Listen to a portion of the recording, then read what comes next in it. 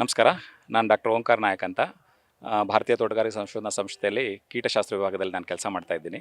ಇಲ್ಲಿ ನಾವು ಇವತ್ತು ತೋರಿಸ್ತಾ ಇರತಕ್ಕಂಥ ತಂತ್ರಗಾರಿಕೆ ಏನು ಅಂತಂತಂದರೆ, ಜೇನುನೊಣಗಳನ್ನು ನಾವು ಹೇಗೆ ಅಟ್ರಾಕ್ಟ್ ಮಾಡಬೇಕು ಅನ್ನೋದ್ರ ಬಗ್ಗೆ. ಅಂದರೆ ಈಗ ಮೊದಲು ನಮ್ಮ ತಾತ ಮುತ್ತಾತದ ಕಾಲದಲ್ಲಿ ಏನಾಗ್ತಾ ಇತ್ತು ಅಂತಂದರೆ, ಯಾವುದೇ ಬೆಳೆ ಮಾಡಿದ್ರೂ ಸಹ ಅಕ್ಕಡಿ ಸಾಲು ಅಂತ ಮಾಡ್ತಾಯಿದ್ರು. ಆ ಅಕ್ಕಡಿ ಸಾಲಾಗಿ ಆವಾಗ ಬೆಳೀತಾ ಇದ್ದಿದ್ದು ಸಾಸಿವೆನೋ ಅಥವಾ ಸೂರ್ಯಕಾಂತಿನೋ ಅಥವಾ ಬೇರೆ ಯಾವುದೇ ಹೂವಿನ ಬೆಳೆನ ಒಂದು ಹಾಕ್ತಾಯಿದ್ರು. ಕಾರಣ ಏನಪ್ಪ ಅಂತಂದರೆ, ಯಾವುದೇ ಒಂದು ಹೂವಿನ ಬೆಳೆ ಈ ಜೇನುನೊಣಗಳನ್ನು ಆಕರ್ಷಿಸುತ್ತೆ.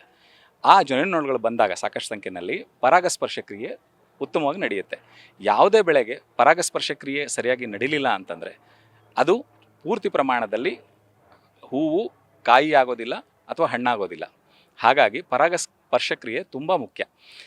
ಪ್ರಮುಖವಾಗಿ ನಾವು ಇಲ್ಲಿ ಏನು ಮಾಡ್ತಿದ್ದೀವಿ ಅಂತಂದರೆ, ಆ ಥರದ ಅಕಡಿ ಸಾಲುಗಳನ್ನು ಹಾಕಿ ಹಾಗೆಯೇ ನಮ್ಮ ಈಗ ಏನಾಗಿದೆ, ನಾವು ಹೈಟೆಕ್ ಅಗ್ರಿಕಲ್ಚರ್ ಅಂತ ಮಾಡ್ತಾಯಿದ್ವಿ ಅಥವಾ ಹೈಟೆಕ್ ತೋಟಗಾರಿಕೆ ಅಂತ ಮಾಡ್ತಾಯಿದ್ವಿ. ಅಲ್ಲಿ ಪಾಲಿ ಹೌಸ್ಗಳಲ್ಲಿ ನಾವು ಪಾಲಿನೇಷನನ್ನು ತುಂಬ ವಿರಳ, ಯಾಕೆಂತಂದರೆ ಅದರೊಳಗೆ ಪಾಲಿ ಹೌಸ್ಗಳಲ್ಲಿ ಹುಳುಗಳು ಹೋಗ್ಲಿಕ್ಕೆ ಅವಕಾಶ ಇರೋದಿಲ್ಲ.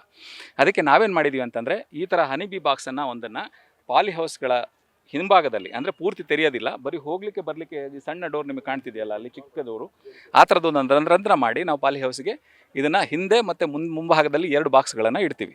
ಪಾಲಿ ಹೌಸಲ್ಲಿ ಬೆಳೆಯುವಂತಹ ಬೆಳೆ ಪರಾಗಸ್ಪರ್ಶ ಕ್ರಿಯೆ ಈ ಜೇನುನೊಣಗಳಿಂದ ಆಗಲಿ ಅನ್ನೋ ಒಂದು ಕಾರಣಕ್ಕೋಸ್ಕರ ಈ ಥರದ ಹೂ ಬೆಳೆಗಳನ್ನು ಸುತ್ತಮುತ್ತ ನಾವು ಬೆಳಿತೀವಿ. ಆವಾಗ ಏನಾಗುತ್ತೆ, ತಾವೀಗ ನೋಡಿದ್ರಿ, ಸುಮಾರು ಜೇನುನೊಣಗಳು ಅಥವಾ ಬೇರೆ ಬೇರೆ ಪ್ರಭೇದಗಳ ನೊಣಗಳು ಬಂದು ಹೂವಿನಲ್ಲಿರ್ತಕ್ಕಂಥ ಪರಾಗರೇಣುವನ್ನು ತಗೊಂಡು ಹೋಗಿ ಇನ್ನೊಂದು ಹೆಣ್ಣು ಜಾತಿಯ ಹೂಗಳ ಮೇಲೆ ಪರಾಗಸ್ಪರ್ಶ ಕ್ರಿಯೆ ಮಾಡ್ತಾ ಇದ್ದಾವೆ. ಹಾಗೆ ಪರಾಗಸ್ಪರ್ಶ ಕ್ರಿಯೆ ಮಾಡೋದ್ರಿಂದ ನಾವು ಹಾಗೆ ಬಿಟ್ಟರೆ ಏನಾಗ್ತದೆ, ಒಂದು 30 ಭಾಗ ನಮಗೆ ಹೂ ಬಿಟ್ಟಿರತಕ್ಕಂಥವು ಕಾಯಿ ಆಗ್ಬೋದು.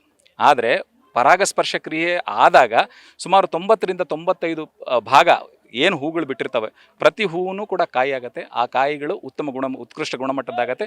ಇಳುವರಿ ಇದರಿಂದ ಸುಮಾರು 60ರಿಂದ 70 ಭಾಗ ಹೆಚ್ಚಾಗುತ್ತೆ ಯಾವುದೇ ಬೆಳೆನಲ್ಲಿ. ಅದಕ್ಕಾಗಿ ಈ ತಂತ್ರಜ್ಞಾನನ ನಾವು ಅಳವಡಿಸ್ಕೊಳ್ಳೋದಕ್ಕೆ ರೈತರಿಗೆ ಶಿಫಾರಸು ಮಾಡ್ತಾ ಇದ್ದೀವಿ. ಈ ತಂತ್ರಜ್ಞಾನ ಹೆಸರೇನು? ಇದಕ್ಕೆ ಏನಿಲ್ಲ, ಹೂ ಬೆಳೆಯನ್ನು ಬೆಳೀರಿ, ಹನಿಬಿ ಬಾಕ್ಸ್ಗಳನ್ನ ಅಥವಾ ಜೇನುನೊಣದ ಬಾಕ್ಸನ್ನು ಇಡೀ ತಾವು ಇರ್ತಕ್ಕಂಥ ಇದರಲ್ಲಿ ಜೇನು ಸಿಗ್ತದೆ ತಮಗೆ.